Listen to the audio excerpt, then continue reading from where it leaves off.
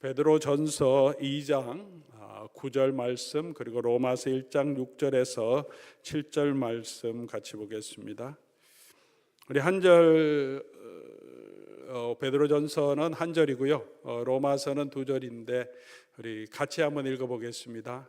그러나 너희는 택하신 족속이요 왕같은 제사장들이요 거룩한 나라요 그의 소유가 된 백성이니 이는 너희를 어두운 데서 불러내어 그의 기이한 빛에 들어가게 하신 이의 아름다운 덕을 선포하게 하려 하심이라.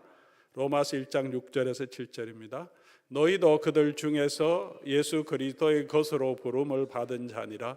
로마에서 하나님의 사랑을 받고 성도로 부르심을 받은 모든 자에게 하나님 우리 아버지와 주 예수 그리스도로부터 은혜와 평강이 있기를 원하노라. 날이 많이 더워져 가고 있는데 그래도 동부 중부 지역의 폭염에 비하면 그래도 캘리포니아는 그래도 살만한 것 같습니다. 저녁 되니까 조금 시원한 바람들이 있습니다. 날씨가 더워지는 가운데 있지만 우리 수요일 이 시간 동안에 우리 여름 특별 강좌로 부름받은 성도의 삶이란 주제로 부르심과 또 우리를 불러주신 하나님의 소명에 대해서 한번 다시 생각해 보는 시간이 되려고 합니다. 베드로전서 2장 9절에도 우리를 불러서 기이한 빛에 들어가게 하신 이 우리가 어떤 사람인지 말씀하고 있고, 로마서 1장 6절에도 우리가 예수 그리스도의 것으로 부름받았고 또 모든 성도가 되도록 부름받은 사람이라고 말합니다. 계속해서 이 주제로 말씀을 이어가겠습니다만은 오늘 저녁에 제가 하려고 하는 것은 다시 우리가 부름을 받은 이 사명을 왜 중요한지, 내가 이 부르심 붙들고 다시 살아가야겠다 하는 새로운 마음의 결정을 할 수 있다면 오늘 우리 나누는 말씀의 하나의 목적이 이루어진 것 같습니다. 이것은 잘 보이지는 않으시겠지만 베토벤의 피아노 콘체르토 5번 엠퍼러라고 하는 LP 커버입니다. 제가 대학 다닐 때 좀 힘들고 어려울 때 좀 쉬고 싶을 때 테이프로 가지고 있었던 곡인데 계속 이 곡을 들으면서 같이 많은 쉼을 얻었습니다. 그 얘기를 했더니 협동 목사님 중 한 분께서 본인이 소장하고 있던 이 귀한 LP를 저에게 2장을 선물로 주셨습니다. 제가 너무 듣고 싶은데 아직 LP 플레이어가 없어서 그냥 보관만 하고 있습니다.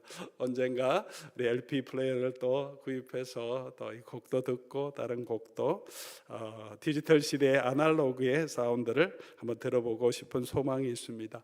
음악을 듣는 것, 아름다운 음악을 들을 때 우리의 마음이 평안을 누리게 됩니다. 왜 그럴까요? 선율의 아름다움도 있겠고, 음악이라고 하는 것은 아름다운 하모니, 소리의 조화가 있기 때문에 우리의 마음을 평안하게 합니다. 조화로울 때 뭔가 합의되어서 질서 있게 움직이는 모습들은 언제나 우리가 그 모습을 볼 때 마음의 평안도 누리게 됩니다. 우리 마음에도 그렇게 조화롭게 우리 생각이, 우리의 모든 육체의 기능들이 조화롭게 움직일 때 가장 생명력이 있습니다. 하나님께서 세상을 창조하셨죠. 세상을 창조하시고 하나님이 창조한 세상을 코스모스, 우주라고 말합니다.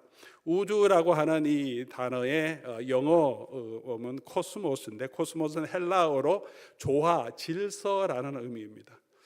고대 사람들도 우주를, 하늘을 보고 이 세상을 볼 때 참 조화롭다 하는 생각을 가졌던 것 같습니다. 아마 저와 여러분들도 마찬가지로 우주를 바라보고 또 자연을 바라볼 때 참 조화롭게 이루어진다는 것을 우리가 느끼게 됩니다. 아름다운 모습이 있습니다. 하나님이 만드신 모든 것은 이렇게 아름답고 조화롭고, 그래서 하나님이 만드신 대로 움직일 때 가장 또 풍요로움을 또 평안함을 누리게 됩니다. 그러나 하나님이 만드신 이 모든 세상 가운데서 조화롭지 못하고 사고도 많이 나고 또 혼란도 있고 어려움이 있는 영역이 한 곳이 있습니다.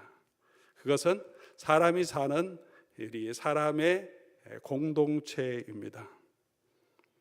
인류의 공동체 안에 사랑도 있고 또 정의도 있고 또 아름다움도 있긴 하지만 이 땅에 사는 사람의 모습 가운데는 여러 가지 경쟁도 있고 서로 정복, 전쟁, 착취, 갈등이 지금도 계속해서 일어나고 있습니다. 도덕적 인간이 왜 나쁜 사회를 만드는가 하는 고민에 대한 책도 나와 있습니다. 하나님 우리에게 복을 주시기를 원하고 우리 인간 세상도 사람들의 공동체도 하나님의 축복을 누리기를 원하시고 하나님이 예비하신 그 풍요로운 삶, 생명의 삶을 누리기를 원하시는데 우리 사람이 사는 이 세상은 그렇지 못한 모습을 보여주고 있습니다. 하나님을 떠난 인간의 모습이고 하나님은 다시 이 사회, 사람을 다시 회복시키기를 원하시는 마음을 가지고 계십니다. 그래서 하나님께서 하나님의 백성을 부르시고 하나님께서 우리에게 복을 주시는 이 놀라운 일, 구원의 일을 시작하고 계십니다. 고대에도 그렇고 지금도 그렇고 하나님을 떠난 인간의 모습들은 여러 가지 부작용과 또 문제점이 많습니다. 사회과학자들과 또 미래과학자들 또 학자들이 현대사회를 분석하면서 다양한 문제점들을 늘 지적해 오고 있습니다. 인간은 기술, 경제, 인간관계, 문화, 환경, 정치 여러 영역에서 복잡한 문제로 얽혀있는 이 사회의 현상들을 살펴보면서 점점점 심화되고 있는 인간의 모습들, 인간 사회의 모습, 문제점을 다음과 같이 몇 가지로 정리합니다. 오늘 이 시대에 우리가 가지고 있는 문제는 정체성의 위기 또 자아 분열의 위기가 있다고 말합니다. 점점 디지털 사회가 되고 있는 이 사회 또 우리가 소셜 미디어를 통해서 서로 자신을 나타내는데 진짜 나 정말 나보다도 요즘 젊은 아이들은 더 하지만 가상의 현실 가운데 있는 그것이 자기 것처럼 자기 정체성인 것처럼 현재 나와 정말 나의 존재와 소셜 미디어를 통해서 다른 사람에게 전해지는 나의 모습 사이에 점점 혼란이 심화되고 있다고 평가하고 있습니다. 스스로의 정체성을 세우지 못하고 남들의 시선을 통해서 남들의 평가를 통해서 자기의 정체성을 세우려고 하는 거죠. SNS에 글을 올리는 것을 통해서 얼마나 많은 사람들이 좋아요를 누르고 얼마나 많은 사람들이 공감하고 격려해 주느냐에 따라서 내가 기쁘고 그렇지 못하면 내 인생이 불행하고 외로워지는 그런 모습들을 볼 수 있습니다. 소비자, 사용자, 컨텐츠 생산자라는 아이덴티티를 가지고 있지만 그런 것도 없더라도 우리가 하나님 앞에서 내 스스로 자기의 정체성을 잘 유지해 가지 못하고 있는 문제점이 많습니다. 유명한 사회학자인 지그문드 바우만이라고 하는 사람은 이런 상황을 빗대어서 액체 현대성, liquid modernity라고 표현하기도 합니다. 물처럼 우리의 정체성이 이렇게 딱 단단하게 서 있는 것이 아니라 내가 누구인지 우리 정체성이 그냥 상황에 따라서 물은 어디에 넣느냐에 따라서 그 모습이 변하지 않습니까? 여기 동그란 컵에 넣으면 동그랗게 들어가고 네모난 컵에 들어가면 또 네모나게 되고 우리 사람이 자기 정체성이 분명해야 되는데 이런 정체성의 혼란을 오늘 이 시대 사람들은 겪고 있다고 말합니다. 여러분은 어떻게 살아가고 있습니까? 또 이 시대 사람들은 고립과 소외가 심화되고 있다고 말하고 있습니다. 하버드 대학교의 정치사회학자인 로버트 퍼트넘이라고 하는 교수가 쓴 책입니다. 나 홀로 볼링, 한국말로도 번역되어 있는데 이 책은 1960년대 이후에 미국에서 볼링 치는 사람들이 가족들이나 친구들을 하고 오지 않고 혼자 볼링 치는 사람이 많다는 것입니다. 점점 고립화되고 있는 미국의 현실을 꼬집으면서 미국 사회가 공동체적으로 자꾸 분화되고 있고 또 개인화되고 있고 사람들은 그런 고립 가운데 있다고 말합니다. 요즘 한국 채널들 또 TV를 보면 혼밥족이라는 말들이 많이 나옵니다. 혼자 사는 사람들이 많이 있습니다. 가족도 없고 아이가 하나밖에 없는 집안에는 사촌도 없이 그렇게 결혼도 하지 않으면 주변에 가족, 친지, 친구가 없습니다. 사촌도 없습니다. 그냥 혼자예요. 부모님 돌아가시면 이 땅에 자기가 친밀하게 지낼 수 있는 가족들이 없이 그냥 혼자 살아가는 사람들이 참 많다. 그래서 혼자 밥 먹을 수 있도록 식당도 혼자 앉을 수 있는 테이블, 맛보는 것이 아니라 그냥 혼자 앉을 수 있는 칸막이, 그런 식당도 점점 늘어나고 있다는 것은 저와 여러분들도 잘 알고 있습니다. 이민사회에도 혼자 많은 사람들이 있지만 아파트에서도 혼자 고립되어서 살아가는 어르신들도 개인들도 참 많이 있습니다. 정보가 너무 과잉되어서 또 진실을 알지 못하는 그런 사회 현상도 있습니다. 요즘 너무 많은 인포메이션 정보를 우리가 접하고 있습니다. 그런데 그 정보 가운데 무엇이 진실인지 조작된 사실인지를 분간하지 못하고 우리가 보는 모든 우리 유튜브나 또는 우리 스마트폰을 통해서 보는 것은 내가 찾아보는 기사, 내가 본 것들을 한번 보면 또 비슷한 것들을 나의 편의를 위해서 기계가 자동적으로 알고리즘이라고 하는 것이 있어서 비슷한 것을 계속 올려줍니다. 그러면 내가 어떤 것을 보게 되면 비슷한 것을 계속 찾아서 그것만 계속 올라오니까 내 화면에 뜨는 것이 모든 사실인 것처럼 생각합니다. 그러니까 계속 자기가 생각하고 있는 그 생각, 그런 또 취향에 맞는 그것만 보게 되고 그 가운데 사람들이 빠지게 되고 그것이 진리라고, 그것이 자기가 보는 세상이라고 생각해 가는, 그래서 서로 대화가 안 되죠. 그런 문제점도 있습니다. 불평등과 또 사회 계층의 심화는 미국만의 문제도 아니고 한국만의 문제가 아니고 전 세계적인 문제입니다. 경제적인 불평등이 점점 심해지고 있습니다. 미국도 중산층이 붕괴되고 있다는 소식은 벌써 한두 해 이야기가 아닙니다. 가진 사람은 점점 더 많이 가지게 되고 소유한 사람들은 지금도 집과 모든 재산이 많은 사람은 돈도 더 늦게 내죠. 렌트비 낼 필요도 없고 집 페이먼트도 훨씬 적고, 아무것도 없는 사람은 더 많은 페이먼트를 내야 되고 물가 상승률에 따라서 해야 할 많은 어려움들이 많이 있습니다. 기회가 많은 사람은 더 좋은 기회를 얻어서 그들의 자녀들은 더 좋은 곳으로 가고, 기회를 얻지 못하는 가난한 집안은 좋은 기회 제공하지 못하기 때문에 점점 더 가난의 빈곤이 계속 악순환되는 사회. 그것은 어제 오늘의 문제가 아니고 우리 미국만의 문제가 아니고 세계적인 문제로, 사회적인 문제로 대두되고 있습니다. 계속해서 기술을 의존하고 있고 또 그래서 인간성이 소외되는 사회에 우리가 살고 있습니다.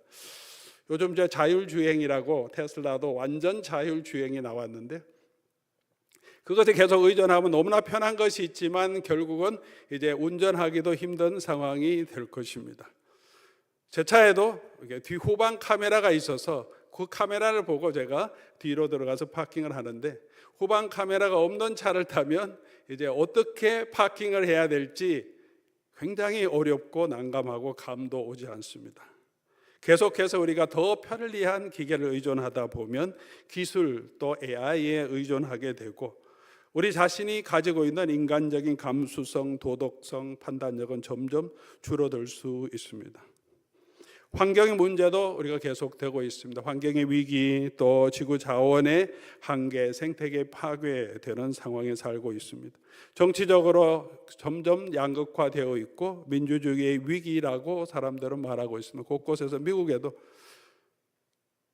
민주주의가 이제 무너져 가고 있다는 것을 많은 사람들이 느끼고 있습니다. 한국도 모든 여러 나라에서 너무나 이 정치 진영의 양극화가 점점 심해지고 있습니다. 미래에 대한 불안, 심리적인 정서적인 문제는 점점 확산되고 있습니다. 요즘 불안증, 우울증, 불면증, 공황장애, 한국이나 미국이나 어떤 커뮤니티든지 이런 많은 정서적인, 정신적인 질환에 시달리고 있습니다. 어린 아이들도 어려서부터도 이런 정서적인 어려움을 많이 겪고 있습니다. 이런 사회에서 저와 여러분이 살고 있고 그 사회에서 하나님이 약속하신 그 풍요를 누리지 못하고 살아가고 있습니다. 그 사회에 빛이 되고 하나님의 소망을 전해야 될 교회도 여러 가지 문제점이 많이 있습니다. 오늘날의 교회가 일반적인 문제점을 지적하지만 우리가 공감할 수 있는 많은 문제점이 있을 것이라고 생각합니다. 세상과 구별되지 못하는 정체성이 많이 있습니다. 교회 성도들이 가지고 있는 가치관과 믿지 않는 사람들이 가지고 있는 가치관이 신이라고 하는 내가 믿는 신앙을 빼고 나면 특별히 차이가 없는 가치관을 가질 때가 많습니다. 너는 다른 신을 믿고 나는 예수님을 믿지만 추구하고 살아가는 인생의 가치관은 큰 차이가 없다는 거죠. 신앙이 나의 신념, 나의 세계관을 형성하지 못하고 내 삶의 한 부분, 종교가 삶의 한 부분처럼 되어갈 때가 많습니다.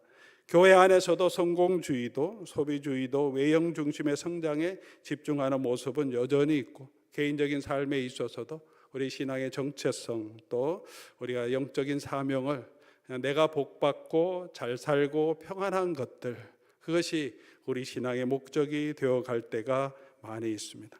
그래서 복음의 본질이 점점 약화되는 것은 어제 오늘의 문제는 아닐 것입니다. 진리도 점점 상대화되고 있습니다. 성경의 고리도 약해지고 다원주의 사회에서 네가 믿는 것은 너에게 좋지만 또 나에게 강요하지는 말라. 내가 믿는 것은 나에게 좋지만 다른 사람에게 강요해야 될 것은 아니다. 이런 다원주의 시대에 살고 있어서 예수님만이 진리다라고 전하는 것은 편협되고 배타적인 진리로 또 사상으로 보여져서 쉽게 그렇게 말하기 힘들어지는 시대에 살고 있습니다. 공동체도 점점 약해지고 있습니다. 공동체의 유대도 점점 약해져 가고 있습니다. 세상이 아니라 교회 안에서의 공동체의 유대도 점점 약해져 가고 있죠. 개인적인 신앙이 점점 더 많이 만연해 가고 있죠. 공동체보다 나의 유익, 나의 만족을 더 우선하는, 이 공동체를 통해서 내가 어떻게 함께 이 공동체에 헌신하고 함께 세워갈까 보다 교회를 정할 때도 이 교회에서 내가 무엇을 제공해 주는가, 이 교회에서 내가 얻을 것이 무엇인가, 무엇을 채워주는가로 우리가 교회를 정할 때도 많습니다. 함께 걷는 신앙보다는, 책임과 헌신보다는 나의 만족, 나의 평안을 우리가 더 추구하는 그런 마음들이 우리 가운데도 많이 있습니다. 교회의 관계 가운데, 성도의 관계 가운데도 우리가 관계가 점점 더 깊이 있게, 우리 가족같이 친밀한 공동체라는 주제를 가지고 있지만 그럼에도 불구하고 정말 진정성 있게 남에게 다가가지 못하고 내 마음을 열지 못할 때가 많습니다. 열었다가 상처를 입을 수 있다고 하는 불안감 때문에 그렇습니다. 서로가 서로에게 정말 우리의 모든 것들을 함께 나누면서 또 부족한 건 부족한 대로, 또 같이 기뻐할 것은 기뻐하는 대로 그렇게 안정감을 가지고 교제를 해야 영적인 그 공동체의 아름다움을 우리가 누릴 수 있는데, 사실은 그렇지 못할 때가 많습니다. 목사도 척할 때가 많고, 장로님들도 신앙 좋은 척하면서 교회 앞에 설 때도 많고, 성도들도 괜찮은 척하면서 남들 앞에서 우리 자신을 다 드러내 보이지 못하고 신앙이 괜찮은 척하면서 사람들이 가는 대로 따라가고 있는 그런 모습들도 많습니다. 교회 안에서 진정한 공동체 하나됨을 느끼지 못하고 교회 안에서도 우리가 영적인 고립을 느낄 때도 많습니다. 교회도 영적인 신앙의 깊이를 체험하기보다는 형식적인 예배가 되어갈 때도 많고, 형식적인 예배를 넘어서서 우리의 감정, 또 사람들의 마음을 기쁘게 하거나 편안하게 하거나 감정 중심의 예배가 은혜에 있다는 생각을 많이 가질 때도 있습니다. 신자 만들기에 교회는 힘쓰지만 한 사람 한 사람을 제자로 만들어가는 일에는 소홀할 때도 있습니다. 이 교회에서 얼마나 잘 봉사하고 잘 헌신하고 많은 헌금을 하고 수고하며 세워갈까에, 저도 그렇지만 우리 교회의 지도자들이 많이 관심을 가지지만 한 사람 한 사람이 예수 그리스도의 제자가 될 수 있도록, 그렇게 그 사람이 어떻게 그리스도와 더 가까워질 수 있는지 그 일에 우리가 정말 교회적으로 관심을 가지고, 또 내가 신앙생활을 할 때, 저와 여러분의 신앙생활을 할 때 그런 마음으로 예수 그리스도의 제자가 더 되기 위한 마음으로 우리가 신앙생활을 하고 있습니까?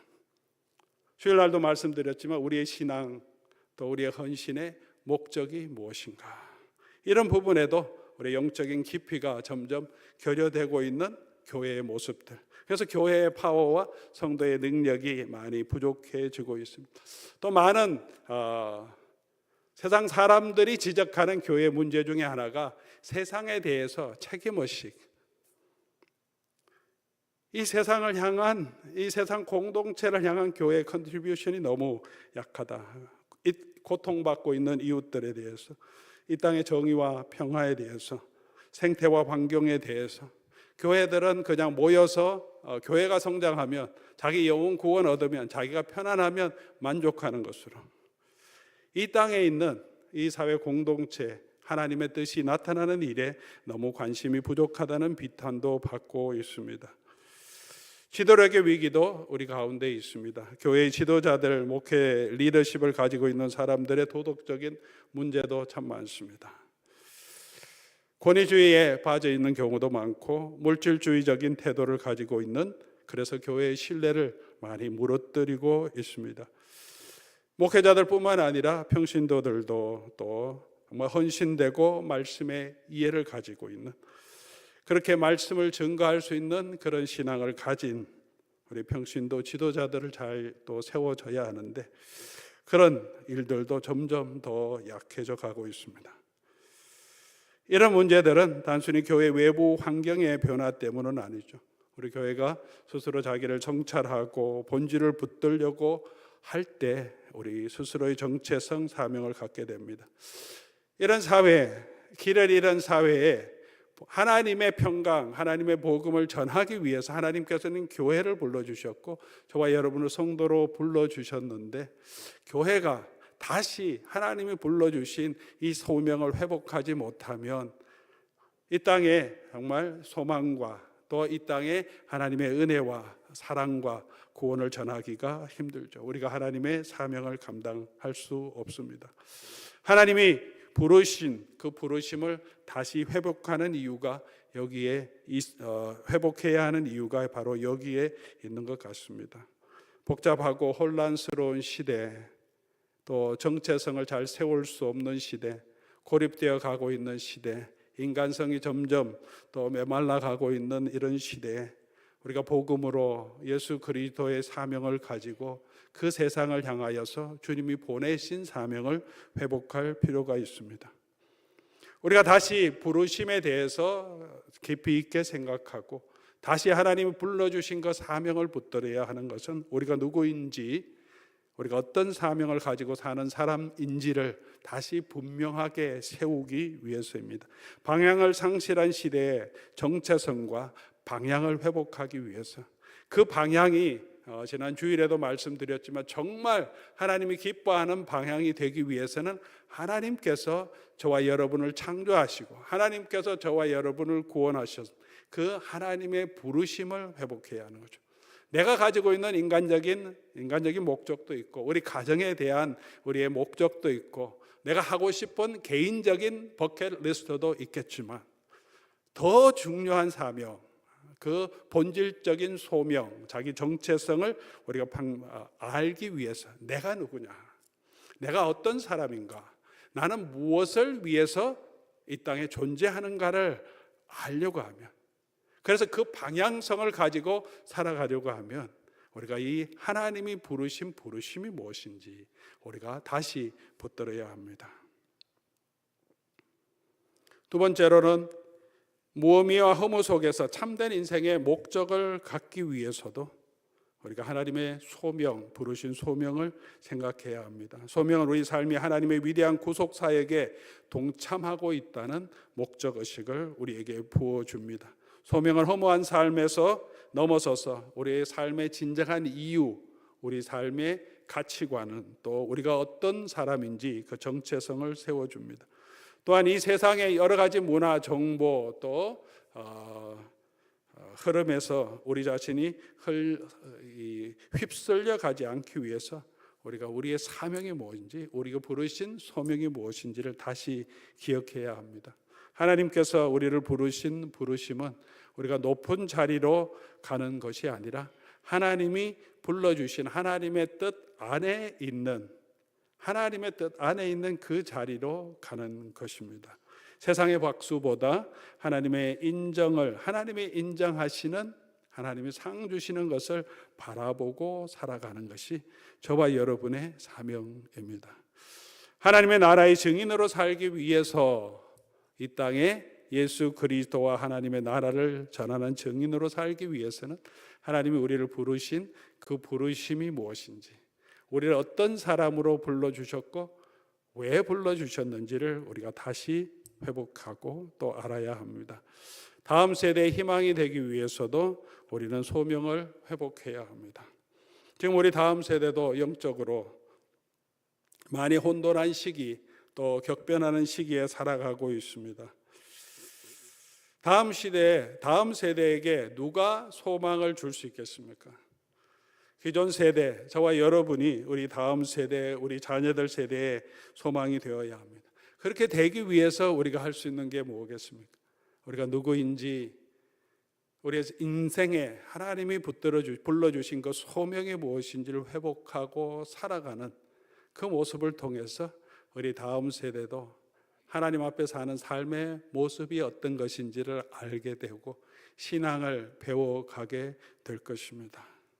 하나님의 소명을 가지고 살아가는 성도들의 삶을 통하여서 우리 다음 세대에게도 신앙의 등불과 신앙의 소망을 열어주는 그런 신앙의 아름다운 모델을 세워갈 것입니다.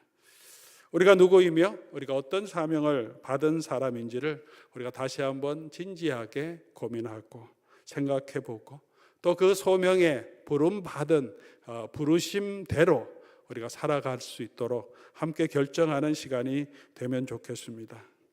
현대를 살아가는 이 삶에서 우리의 나침반, 우리의 길에 빛이 되시고 우리가 흔들리지 않게 우리를 붙들어 주시는 든든한 반석이 되시는 그 주님의 부르심을 우리가 다시 한번 기억하면서 우리 여름 기간 동안에 우리가 누구이고 하나님 우리를 불러주신 그 목적은 무엇이고 우리는 어떤 일을 위해서 이 땅을 살아가야 하는지 다시 한번 우리의 소명을 회복하는 시간이 되기를 주의 이름으로 간절히 소원합니다.